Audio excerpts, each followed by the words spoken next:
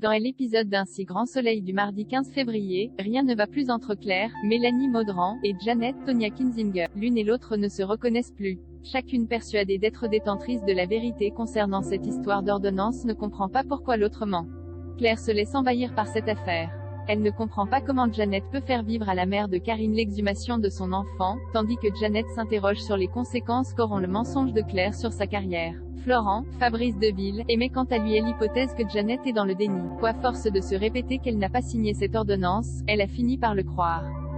Au vu de la situation, Enzo, Taylor Azaïs, se demande même s'il ne vaut mieux pas annuler sa fête d'anniversaire, mais Claire le rassure, elle refuse que son anniversaire soit gâché à cause de cette histoire. Malgré son immense chagrin, la mère de Karine accepte l'exhumation du corps de celle-ci.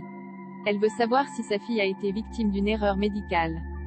De son côté, Hakim, Aïssam Medem, commence à s'inquiéter de l'absence de Lucille, Alicia Dadoun, d'autant qu'elle ne répond pas à ses appels. Il faut dire que la journaliste est en très mauvaise posture.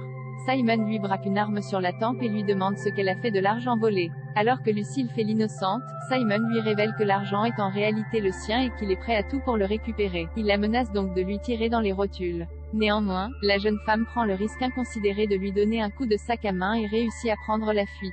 Ce qui n'est pas sans conséquence. Lucille blessée, Hakim prend une décision radicale. Fou de rage, Simon a tiré dans tous les sens et l'une des balles a touché Lucille à l'abdomen. Blessée, elle est emmenée d'urgence à l'hôpital par un homme qui l'a retrouvée sur le parking. En la voyant arriver inconsciente, David, Quentin Gracias, décide de prévenir Hakim, qui se rend donc au CHU. Frédéric Kamatari, aussi, rejoint son complice à l'hôpital. Celui-ci prend enfin conscience que cette histoire a pris trop d'ampleur. Plus de peur que de mal pour Lucille. Aucun organe vital n'a été touché. Néanmoins, Hakim confie à sa chair et tendre qu'il veut révéler la vérité à ses supérieurs.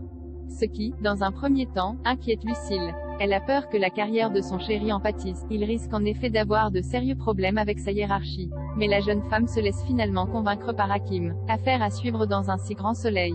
Loading widget.